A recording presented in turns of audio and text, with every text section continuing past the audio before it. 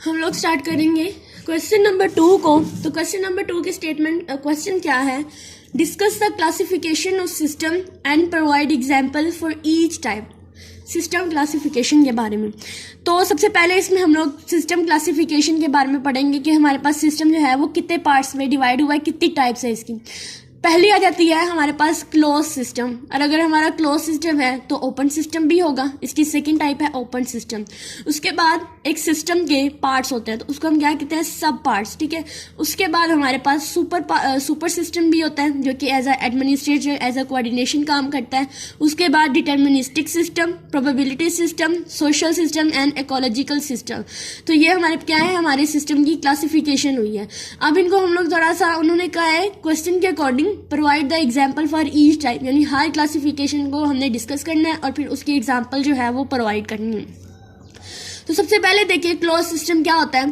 Close system को अगर मैं एज ए यूजुअल बताऊं तो हमारे पास क्लोज सिस्टम ऐसा सिस्टम होता है जो हमारे एनवायरनमेंट के साथ जो है वो इंटरेक्ट नहीं करता, उसका किसी किस्म के साथ कोई इंटरेक्शन नहीं होती, उसके अंदर आउटपुट और इनपुट कोई इन्फ्लुएंस नहीं रखता। जैसे एग्जाम्पल है यहाँ पे थर्मोस फ्लास्क की, यानी अगर आप रियल वर्ल्ड एग्जाम्पल लें, थर्मोस की ले लें जिसके अंदर हम चाय डालते हैं, तो उसके अंदर चाय डालेंगे, कुछ भी डालेंगे तो वो ना तो उसके अंदर कोई इफेक्ट होगा ना ही उसके बाहर कोई इफेक्ट होगा, वो जितने का है वो उतने का उतना ही रहेगा, ठीक है। इसके बाद ओपन सिस्टम, ऐसा सिस्टम जो एनवायरनमेंट के आसपास जितनी भी चीजें होती हैं उन सब के साथ इंटरेक्ट करता है। इसकी सबसे कॉमन एग्जांपल है हमारे पास ट्रीज की। ट्री जो होते हैं वो क्या करते हैं, यानी जो दरख्त होते हैं वो क्या करते हैं कि वो कार्बन डाइऑक्साइड लेते हैं एनवायरनमेंट से, सनलाइट लेते हैं और फिर एज अ आउटपुट हमें ऑक्सीजन प्रोड्यूस करके देते हैं। इसीलिए तो कहते हैं जितने दरख्त उगाएंगे उतनी ऑक्सीजन और उतनी हवा अच्छी होती है, ठीक है। तो ये ओपन सिस्टम होता है। उसके बाद आता है सब सिस्टम, यानी एक बड़ा सा सिस्टम है, उसके जो छोटे छोटे पार्ट्स होते हैं वो इटसेल्फ यानी सब सिस्टम होते हैं। इटसेल्फ एक सिस्टम होता है।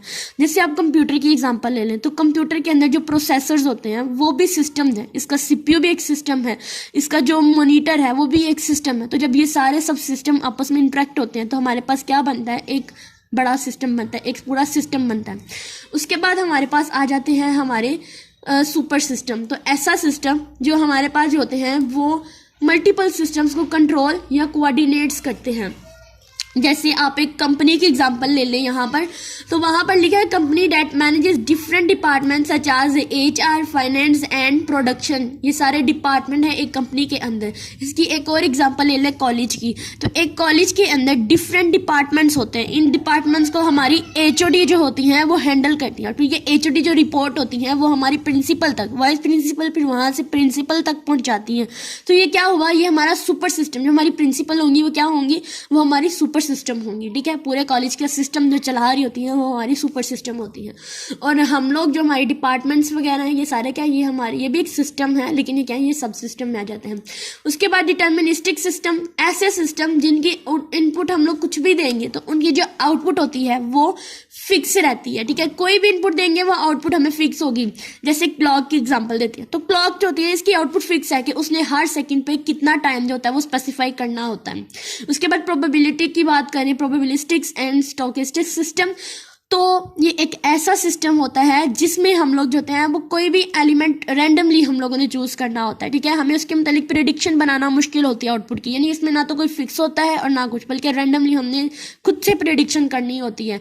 तो जैसे इसकी एग्जांपल ले लें स्टॉक मार्केट की, उसमें जो प्राइसेस होती हैं, फ्यूचर प्राइसेस भी हम लोग एक्यूरेटली तौर पर प्रेडिक्ट नहीं कर सकते हैं क्योंकि वो या तो उसकी प्राइस बढ़ जाती है या चीज़ों की प्राइस कम हो जाती है, ठीक है। तो ये क्या होता है, ये हमारे थोड़ा प्रोबेबिलिटी सिस्टम में आ जाता है। उसके बाद सोशल सिस्टम, ऐसा सिस्टम सोशल जिसमें इंसान जो है यानी जो लोग हैं वो अपने इन्वायरमेंट के साथ जो है, अपने लोगों के साथ जो होते हैं वो इंटरेक्ट करते हैं और जो रिलेशनशिप बनाते हैं वो हमारा सोशल सिस्टम आ जाता है। जैसे एक स्कूल की एग्जांपल ले लें, तो इस स्कूल में हमारे जो स्टूडेंट्स हैं, टीचर्स हैं, स्टाफ हैं, ये सारे एक दूसरे के साथ इंटरेक्ट हैं, तो ये सोशल सिस्टम बना रहे होते हैं।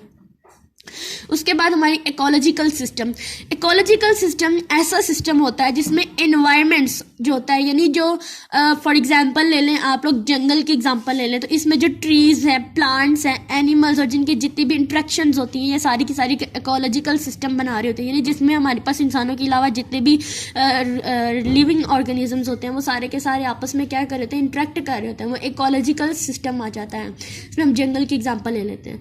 So they are different types types of systems and each type has its own role and behavior. The classification help us understand these systems. तो आपने क्या करना है, इस क्वेश्चन को सोल्व कैसे करना है, सबसे पहले क्लासिफिकेशन ऑफ सिस्टम की हेडिंग देनी है और सारी के सारी सिस्टम को एक, जितने भी सिस्टम है टोटल 8 सिस्टम बताए हैं, आपने सबको ऐसे लाइन वाइज लिख लेना है। उसके बाद हर एक की आपने डेफिनेशन लिखनी है और एग्जाम्पल लेनी है, तो आपका एक पूरा लॉन्ग क्वेश्चन भी बन जाता है। और अगर शॉर्ट में भी पूछेंगे तो आपने 1-2 लाइन में एक्सप्लेन कर देना है।